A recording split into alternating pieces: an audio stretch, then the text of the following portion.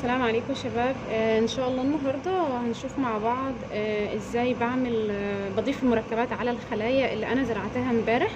تمام. المفروض ان الخلايا بتسيبها لمده 24 ساعه او اوفر نايت، مش 24 ساعه، اوفر نايت بعد الزرع، بحيث انك تضمن ان الخلايا كلها اتاتشت في البليت، وان الخلايا بتاعتك هيلثي وكويسه جدا. بعد كده تاني يوم بتيجي بتقوم رامي الميديا اللي موجوده على الطبق، جاست بتعمل الحركه دي في الريسيفوار او الويست كونتينر. تمام. وبعد كده اثناء ما انت بتشتغل بعد رمي الميديا بتسيب الطبق لازم يكون متغطي عشان الخلايا ما يحصلش دراينس يعني. بعد كده بنضيف 100 مايكرو لتر على كل ويل، وهنشوف انهي ويل هنضيف فيها دبل الحجم عشان نعرف نعمل السيريال دايلوشن صح. تمام. فانا دلوقتي هضيف من اول واحد لحد 12 كلهم فيهم 100 مايكرو لتر من الميديا، وعندي في الكولم اللي هو واحد والكولم رقم 7 هضيف 100 كمان، يبقى التوتال معايا 200 وهنا 200. وهنعرف ليه احنا حاطين 200، لان احنا كنا حاسبين قبل كده في الكالكوليشن في الفيديو ازاي بتحسب تركيزات المركب وتحضيرته. هنشوف ليه احنا عاملين 200. تمام. فانا اول خطوه دلوقتي جاست ان انا هضيف ال 100 مايكرو لتر على كل ويل، وانا باخد الحجم من الريسيفوار. طبعا الميديا بتكون معايا في ريسيفوار شغاله بالمالتي تشانل بايبت عشان اضمن السرعه واتجنب اي جفاف لاي ويل. تمام. وبنسميها الريبريدسابيلتي، بتلاقيها معاك كويسه. بعد كده برجع تاني وانا لسه ضاغطه على نفس التبس. تمام. التشانل. تمام. اروح تاني في الريسيفوار واسحب سلولي كده واخد الحجم. لو انت خد بالك ان انا عامله بعمل ريليز سلولي. بعد كده بنقل تاني بالجنب خالص بتاع الويل، مش بروح دايركتلي على الخلايا، لا، بميل في الجنب خالص كده وعلى الوول بتاعت الويل، لا الجدار بتاعها، وبنزل سلولي برضو. بعد كده مازال صبعي ضاغط تحت واروح للريسيفوار وانقل الميديا لكل ويل. تمام. انا ممكن استعمل نفس التبس 6 مرات. بعد 6 مرات لازم اغير التبس. ليه؟ هتيجي تبص هتلاقي اصلا الكباستي بتاعه الويلز بتلاقيها مثلا تسيب لك بعض المحاليل، فبتضطر ان انت تضغط على السكند ليفل او المستوى الثاني بتاع الضغط اللي هو في للبايبت. تمام. هستمر كده لحد الكولم رقم 6 سلولي خالص اهو. تمام. وافضل عامله اضيف الميديا على الخلايا سلولي في الجنب. بعد كده بروح ارمي التبس. ماشي. عشان دول 6 مرات كفاءة التبس بتقل، بتاخد مور هوا معاها خلاص، فانت بتروح تغيرها وتنقل تاخد تاني اهو سلولي وتحط على الكولم رقم 7. ماشي. بعد كده تروح تحط على 8 لحد الاخر. بعد كده هنحط على الكولم رقم 1 الكولم رقم 7. بعد كده دلوقتي بعد ما انا حطيت عند الكولم رقم 12 هاجي بس عند الكولم رقم 1 هحط انذر 100 مايكرو لتر خلاص، عشان نعرف نعمل السيريال دايلوشن ان ذا سيم بليت بتاع الكلشر. وهاجي عند 7. ماشي. بعد كده بقى هفضل برمي التبس عادي بتاعتي. تمام. وهاجي بقى هنا هحط في اول كولم التركيز الاعلى تركيز من الدرج. بعد كده اخد 100 من هنا احطها على رقم 2، من 2 ميكس اب اند داون واحط على 3 ميكس اب اند داون وانقل على 4، من 4 ل5 ومن 5 ل6. بعد كده برمي الاكسترا ميديا في الاخر. هتشوفها دلوقتي عمليا ازاي بتتعمل. تمام. هنيجي بقى دلوقتي لخطوه اضافه المركبات. تمام. انا المفروض ان احنا شرحنا في فيديو سابق ان اعلى تركيز معايا او ان انا محضره تركيز المركبات عندي بتركيز اللي هو 10 ملي مولر، 10 ملي مولر او 10 ملي جرام مثلا، او 20 ملي جرام، 50 ملي جرام. اهم حاجه تعتمد على ان انا لما اخففه 200 مره على الخلايا هنا يكون ما بيرسبش، ما يكونش في اي بريسبتيشن، لان لو في اي بريسبتيشن الخلايا هتموت نتيجه للكريستالز اللي موجوده عليها، مش علشان ان انت المركب بتاعك توكسيك ولا لا. فانا لازم اكون متاكده ان انا او عامله تجربه كده في الاول كده في ايبندورف ان انا حاطه مثلا 200 مايكرو لتر في مثلا من الميه او بي اس، وحاطه عليهم 1 مايكرو لتر من الدرج. لو لقيت في كريستالز وبريسبتيت معايا يبقى انا المفروض احضر الستوك بتاعي بتركيز اقل. تمام، عاده بيكون 10 مللي جرام بير ملي لتر لو هو مثلا مش معروف المولكيولر ويت بتاعه، او لو بالمولاريتي يبقى انا بحسب ايه، بحضر 10 مللي مولر. ال 10 مللي مولر دول زي ما احنا شرحنا سابقا، لما انا هاخد منهم، انت لو مسكت الورقه والقلم هتاخد بالك. لو انا ال 10 مللي مولر خدت منهم 1 مايكرو لتر حطيتهم في 200 مايكرو لتر ميديا، تمام، يبقى انا كده عامل 200 دايليوشن تايم فاكتور للمركب. معناه ان اعلى تركيز معايا 50 مايكرو مولر. ال 50 دول لما اخدهم واحطهم، اخد منه 100 احطهم على ال 100 اللي بعدهم، وعملت ميكس اب اند داون، يبقى انا عملت مرتين، يبقى ال 50 بقى ال 25 وهكذا. 25 يبقى 12 ونص لحد ما توصل للايه، ال 6 سيريال دايليوشن معاك. تمام. طيب لما اجي احط بقى الايه، الادراج، انا المفروض ان انا هشيل 1 مايكرو لتر فروم الريبليكيت للدراج. يعني مثلا انا هنا هحط الدراج في A، تمام، ادي 1 مايكرو لتر رميته، وهحط الدراج في البي، تمام، ورميته، وهاجي بقى احط مكانهم 1 مايكرو لتر من الدراج اللي متحضر بتركيز 10، ماشي، واتاكد ان انا فعلا المايكرو بايبت خدت معايا حجم. خلاص، لان ساعات المايكرو بايبت بتعلق، تمام، وما تلاقيش اصلا ان انت ما حطيتش دراج اصلا في التبس. لازم تبص في التبس وترفعها كده وتتاكد ان انت معاك الايه، الحجم المطلوب، وميكس اب اند داون. خلاص، وبعد كده بتعمل ايه؟ بعد ما انا ضفت دراج في الاول، باجي بقى واخده هنا اعمل السيريال دايليوشن.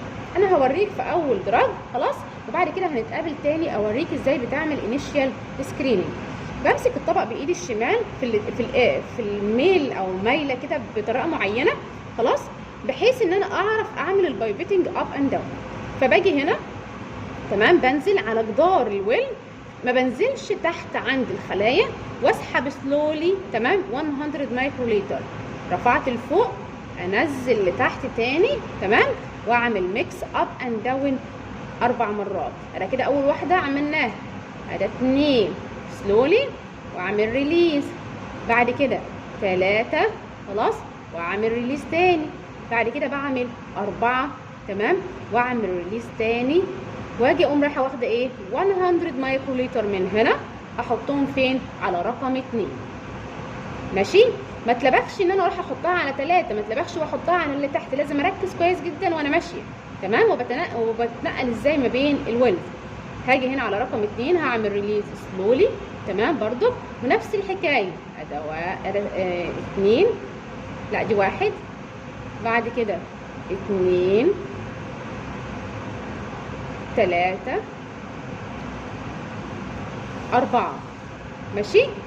بعد كده بنزل واقوم واخده الايه، الحجم الاخراني ده، وانقل على الكولم رقم 3، اب، ماشي، داون، اب، داون، وهكذا بنفس الطريقه، نفس عدد مرات الميكس الاب اند داون تتعمل ما بين ايه، كل الايه، الويلز. وانقل على مين؟ انقل على 4،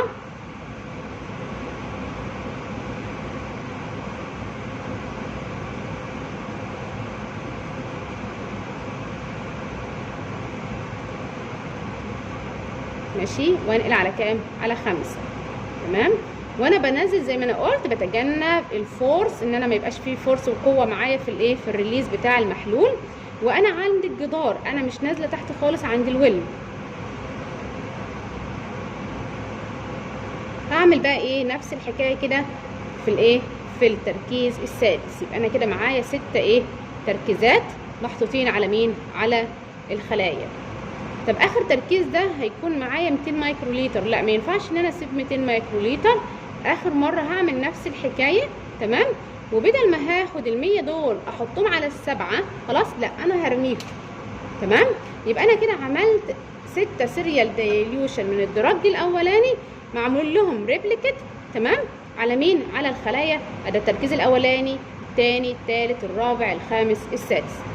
بتشوف بقى الطبق بتاعك هتحط فيه كام درج وتكمل شغلك، تمام. طيب انا بقى دلوقتي جات على الكولم رقم 7. تمام، انا حاطه مركبات جديده خلاص، عشان يبقى معايا هنا النص التاني ده فيه مركبات جديده تانية مختلفه خالص عن اللي انا حطيتهم هنا. تمام، بحيث ان انا في الطبق الواحد انا ممكن احط فيه 8 دراجز بسيريال دايلوشن معين، او ممكن مثلا تحط 3، ممكن تحط 4، على حسب عدد الريبليكت اللي انت بتعملها، على حسب الفاريابيلتي. يعني مثلا احنا بنشتغل مثلا بالمالتي تشانل بايبت ما بيبقاش عندنا فاريابيلتي عاليه جدا، فبنكتفي بس ان احنا نعمل 2. لكن لو انا مثلا ساعات الناس بتشتغل بالسنجل بايبت، يعني اللي هي السنجل العاديه خالص، فبيبقى عندها الويل واحده والثانيه مثلا لو عندها 4 او عندها 5 يبقى عندها 3 اوت اصلا مش جايين مع بعض، فبالحاله دي بتضطر ان انت تعمل ريبليكت كتيره. احنا بالنسبه لنا احنا الحمد لله يعني هنا في المعمل بنلاقي معانا الريبريديوسابيلتي عاليه ما بين التو ويلز، يعني بقى الفاريابيلتي معانا مثلا في الديجيت رقم 3 بعد العلامه العشريه خلاص. فاحنا دلوقتي بنعمل ايه 2 جاست 2 ريبليكت اللي موجودين لكل ايه دراج. فانا كده حطيت خلاص الدراج في الايه في الويل الاولانيه اللي هي رقم 7. تمام، اللي هي بتعتبر الهايست كونسنتريشن معايا اللي هي ال 50 مايكرو مولر خلاص. وهعمل نفس الحكايه لحد ما اوصل لايه لرقم 12. تمام، وبعد كده هنتقابل في اضافه المركبات للانيشال سكريننج لو انا عايزه اعمل سنجل كونسنتريشن عشان اشوف الدراج اذا كان فعلا لو سايتوتوكسيستي ولا لا. لو لو سايتوتوكسيستي نبقى نروح بعد كده نعمل له ايه اللي هي الاي سي 50 اللي هو السيريال دايلوشن اللي احنا بنعملها حاليا. تمام، طبعا انا دلوقتي خلاص وصلت للكولم رقم 12 اهو. تمام، هعمل نفس الحكايه وما انساش ما اسيبش ال 200 مايكرو لتر على الخلايا، ولكن اخر 100 هاخدهم ايه هرميهم. تمام، طب انا دلوقتي عايزه اعمل انيشال سكريننج. احنا حاطين مثلا في الديزاين ان الاريا دي هيبقى فيها انيشال سكريننج، فانا المفروض ان انا حطيت الانيشال سكريننج وانا عايز 50 مايكرو مولر من الدراج الهايست، يبقى انا لازم احط 200 مايكرو لتر في كل ويل. تمام، احنا اوريدي حطينا 100 قبل كده اللي هي في ال7، محتاجه بقى 100 في ال8 الكولم رقم 8، محتاجه 100 كمان في الكولم رقم 9. تمام، او على حسب عدد الويلز اللي انت محتاج تستعملها. تمام، انا بالنسبه لي محتاجه فقط الايه ال3 دول، هكتفي بيهم وهوريك ازاي بنحط الدراج في انيشال سكريننج. طبعا لازم تكون محضر برضو التركيز بتاعك او الهايست كونسنتريشن 10 مايكرو مول. طيب لو انا ليه انا محكم بال 10 مايكرو مولر؟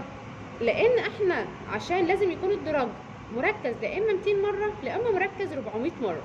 ليه؟ عشان لما اخد منه واحط على الخلايا وفي الميديا اخد المينيمم يعني اللوست فوليوم، يعني مسموح ليك بنص مايكرو لتر او 1 مايكرو لتر فقط. ليه؟ عشان تتجنب اي تشينج في البي اتش بتاعت الميديا، اي تشينج في الكومبوننت بتاعت الميديا من نيوترانت وايه واف بي اس. تمام، لو انا محضر التركيز بتاعي بتاع الدراج بتركيز اقل، الستوك بتاعه بتركيز اقل، هضطر ان انا اخد حجم اكبر على الخلايا، يبقى انا خففت الكومبوننت بتاعت الميديا من نيوترانت وغيرت البي اتش بتاعت الميديا اللي بتاثر جدا. الخلايا بتبقى فيري سنسيتيف لاي تشينج فين في البي اتش فاليو.